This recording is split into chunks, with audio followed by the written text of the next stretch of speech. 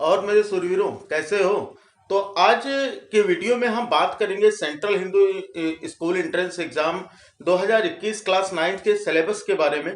Syllabus काफी बड़ा है, इसलिए इस वीडियो को मैं 4 पार्ट में डिवाइड करूंगा, जिसमें आपको अलग अलग, सबसे पहले तो मैं आपको बताऊंगा कि इसमें क्या क्या चीजें आपको मैथ में आने वाली है ना। लेकिन सबसे पहले हम बात कर लेते हैं कौन कौन से सब्जेक्ट आने वाले हैं। तो इसके पेपर में आपके 5 सब्जेक्ट आने वाले हैं। कौन कौन से? इसमें सबसे पहले तो आपका मैथ्स हो जाएगा, दूसरी हिंदी हो जाएगी, तीसरी इंग्लिश और तीसरा जो चौथा होगा वो साइंस होगा। यानी सेम है जैसे नवोदय का होता था, 4 सब्जेक्ट वही रहेंगे। एक पांचवा सब्जेक्ट आपका बढ़ जाएगा और वो होगा एसएसटी।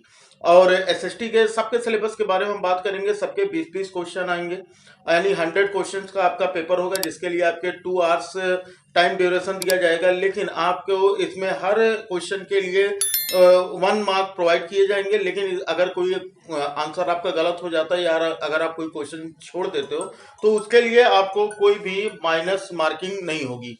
ठीक है, तो ये सारी चीजें आपको यहाँ पर मैं पहले भी बता चुका हूँ। और अगर इसके अलावा फिर भी आपके मन में कोई भी डाउट होगा तो आप कमेंट बॉक्स में पूछ सकते हैं। नहीं तो आपको लिंक मिल जाएगी हमारे टेलीग्राम ग्रुप की या फिर व्हाट्सएप ग्रुप की डिस्क्रिप्शन में। वहां से जाकर आप ज्वाइन कर लीजिएगा, वहां से आप सारी चीजें पूछ सकते हैं। तो चलो हम देख लेते हैं मैथ में क्या है। मैथ का अगर आप देख रहे होगे तो बोर्ड पे मैंने कितनी सारी चीजें लिख रखी हैं। सीएचएस एंट्रेंस एग्जाम 2021 क्लास 9 के लिए यहाँ पर हमें देखोगे तो टोटल 20 चैप्टर्स, यानी 20 चैप्टर्स आएंगे। और इसमें मैं आपको बता दूंगा कि क्या क्या चीजें आने वाली हैं और कौन सी चीजें नहीं आने वाली हैं। इसलिए इररिलेवेंट चीजें बिल्कुल भी ना पढ़िएगा, वही चीजें पढ़िए जो कि आपके पेपर में आएगा। 20 चैप्टर्स हैं, यानी हर चैप्टर से एक क्वेश्चन, मतलब 20 क्वेश्चन होंगे मैथ के, और हर चैप्टर से 1 क्वेश्चन होंगे। ठीक है, तो सबसे पहला देखो यहाँ पर मैंने मैथ पर सबसे पहला आता है रेशनल नंबर, यानी कि परिमेय संख्याएं। परिमेय संख्याएं, रेशनल नंबर, इसके बारे में मैंने काफी डीपली पढ़ा दिया है। काफी सारी चीजें मैं पहले से पढ़ा चुका हूँ। जो चीजें पढ़ा चुका हूँ उसकी वीडियो की लिंक आपको डिस्क्रिप्शन में मिल जाएगी, वहां से जाकर आप उन वीडियोस को देख सकते हैं, आप क्लासेस ले सकते हो। क्योंकि नवोदय का और इसका सिलेबस पूरा सेम है, तो लगभग लगभग कुछ चीजें बढ़ी हुई हैं, वो देखेंगे क्या क्या चीजें यहाँ पर आपको बढ़ी हुई मिलेगी। तो सबसे पहला रेशनल नंबर आएगा, जो कि हिंदी में बोलते हैं जिनको परिमेय संख्या है। हिंदी मीडियम के बच्चे भी देखेंगे, क्योंकि मैं उनको भी चैप्टर के नाम बताता रहूंगा हिंदी में। ठीक है, तो पहला हो गया रेशनल नंबर, यानी कि परिमेय संख्या है। दूसरा जो टॉपिक है वो आपका है एक्सपोनेंट। एक्सपोनेंट्स का मतलब होता है घातांक, यानी जैसे हमें कोई भी क्वेश्चन दिया जाए ना, ए की पावर एक्स इंटू ए की power y is equal to what, इस तरह के जो क्वेश्चन होते हैं, घातांक और करली, एक्सपोनेंट एंड पावर्स, है ना, तो वो चैप्टर्स आपका आएगा। ओके, तो और तीसरा चैप्टर है स्क्वायर्स एंड स्क्वायर रूट, यानी वर्ग और वर्गमूल। ये भी काफी डीपली पढ़ चुके हो क्लास 8 की बुक में, और जो बच्चे अभी क्लास 8 में ही हैं वो पढ़ेंगे अगर नेक्स्ट ईयर के लिए वो तैयारी कर रहे हैं।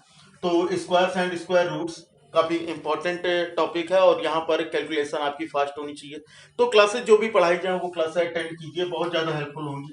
उसके बाद आपका फोर्थ टॉपिक है क्यूब एंड क्यूब रूट्स। ठीक है, यानी आपको यहाँ पर घन और घनमूल, ये आपको पढ़ना है, घन और घनमूल। उसके बाद फिफ्थ टॉपिक आपका आता है playing with numbers. Playing with numbers में आपको क्या पढ़ना है, यानी सब्ट्रैक्शन, एडिशन, बोर्ड मास के जो रूल होते हैं, बोर्ड मास, वो आपको यहाँ पर प्लेइंग विद नंबर्स में पढ़ना है, यानी अंकों के साथ खेलना है आपको। ठीक है, वो सारी चीजें मैं आपको बता दूंगा कि कैसे क्वेश्चंस इसके आते हैं। उसके बाद 6 चैप्टर है आपका, वो है अलजेब्रिक एक्सप्रेशन, यानी बीज गणितीय संक्रियाएं जो हैं, जैसे हम कैसे बीज गणितीय जो वेरिएबल्स और वेरिएबल यानी चर और अचर होते हैं, उनको हम कैसे जोड़ेंगे, घटाएंगे, उड़ा भाग, मतलब इस तरह के कई सारे क्वेश्चंस वो भी मैंने पढ़ा दिए हैं। उसकी भी लिंक आपको डिस्क्रिप्शन में मिल जाएगी।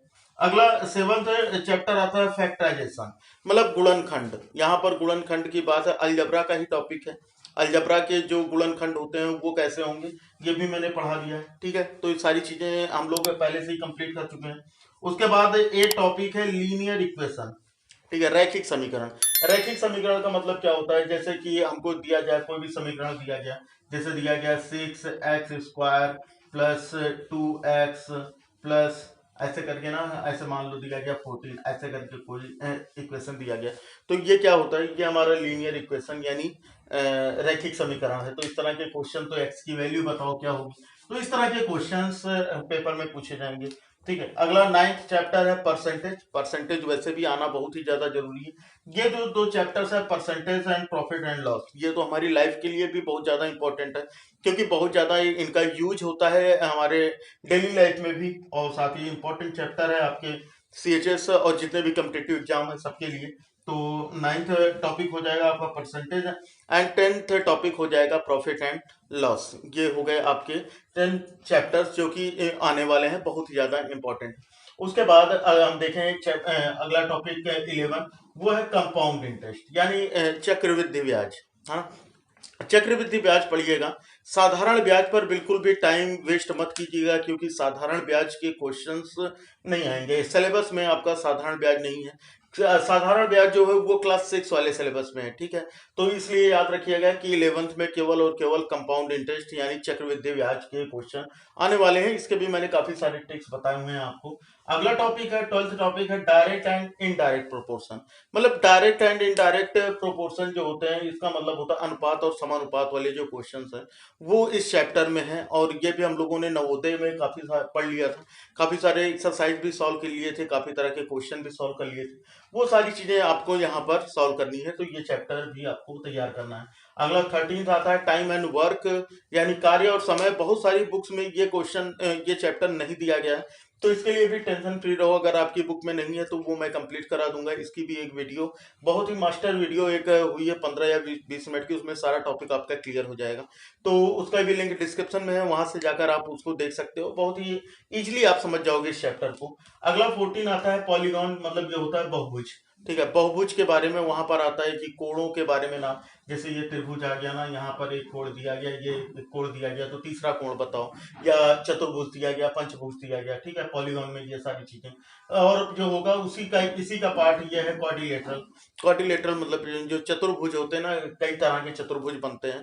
तो जैसे उसमें पैरेललोग्राम हो गया, ट्रेपीजियम हो गया, रोम्बस हो गया, इन सभी चीजों के बारे में हम यहाँ पर यानी कि समांतर चतुर्भुज, समानांतर चतुर्भुज और सम चतुर्भुज, इस तरह के जो क्वेश्चंस होंगे वो हम यहाँ पर 15 टॉपिक नंबर 15 में हम सॉल्व करेंगे।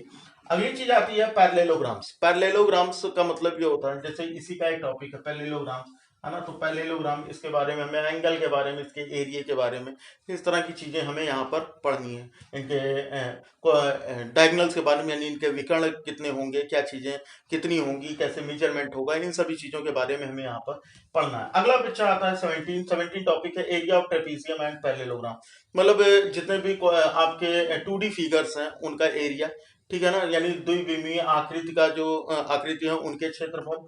और volume and surface area of solid, मतलब ठोसों के जो वॉल्यूम यानी उसका आयतन और उसके क्षेत्रफल के बारे में, है ना। तो उसका टोटल सरफेस एरिया क्या होगा, कर्व से यानी वक्र पृष्ठीय क्षेत्रफल क्या होगा, और उसका पृष्ठीय क्षेत्रफल क्या होगा, संपूर्ण पृष्ठीय क्षेत्रफल। तो इस तरह की चीजें हमको इस वाले टॉपिक में पढ़नी है। अगला 19 टॉपिक आता है वो है डाटा हैंडलिंग।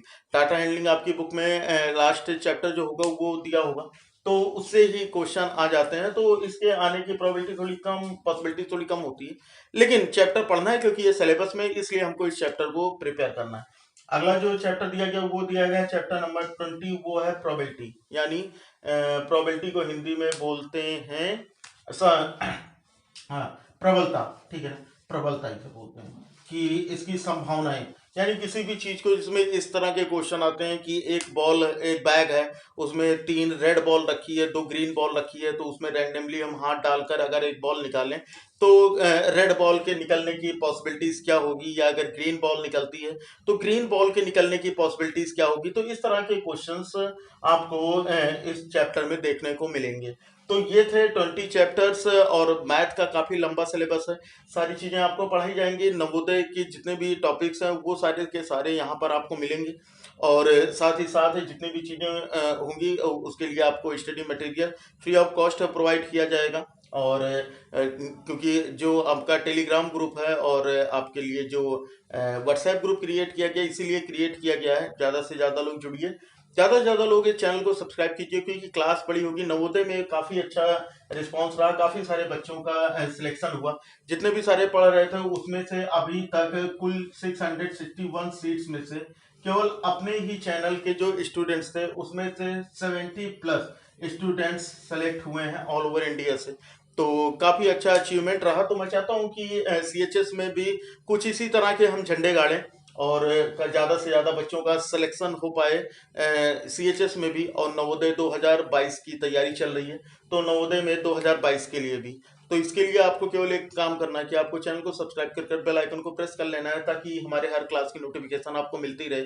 साथ ही साथ वीडियो को लाइक और शेयर जरूर करना है अपने फ्रेंड्स के साथ, ताकि जिन लोगों को इन सब चीज़ों के बारे में जानकारी नहीं है उन लोगों को भी इसके बारे में जानकारी मिल सके। और आपके लिए जो भी स्टडी का दायरा है, वो क्लासेस, वो सारी चीज़ें बढ़ाने की पूरी कोशिश की जा रही है कि आपके क्लास 8 की मैथ पढ़ाई जाए, आपको क्लास 9th की मैथ पढ़ाई जाए। तो सभी तरह के किसी भी क्लास के बच्चे हों वो जरूर जुड़ें, चैनल को सब्सक्राइब करें। व्हाट्सएप, टेलीग्राम, यहाँ पर भी आप जुड़कर अपने डाउट्स मुझसे पूछ सकते हैं। जैसे मुझे टाइम मिलता है मैं आपको जरूर रिप्लाई करूंगा। ठीक है, तो ये सारी चीज़ समझ में आ गई। अगले क्लास में हम अदर जो टॉपिक्स हैं, जो मैथ हो गई, अब अगले जो चीज़ें आने वाली हैं जैसे कि इंग्लिश, साइंस, हिंदी और GK, इन सभी के बारे में हम डिस्कस करेंगे। तो बने रहिए हमारे साथ, चैनल को सब्सक्राइब कर बेल आइकन को प्रेस कर लीजिए। चलिए फिर मिलते हैं अगली क्लास में, तब तक पढ़ते रहो, बढ़ते रहो। जय हिंद, वंदे मातरम।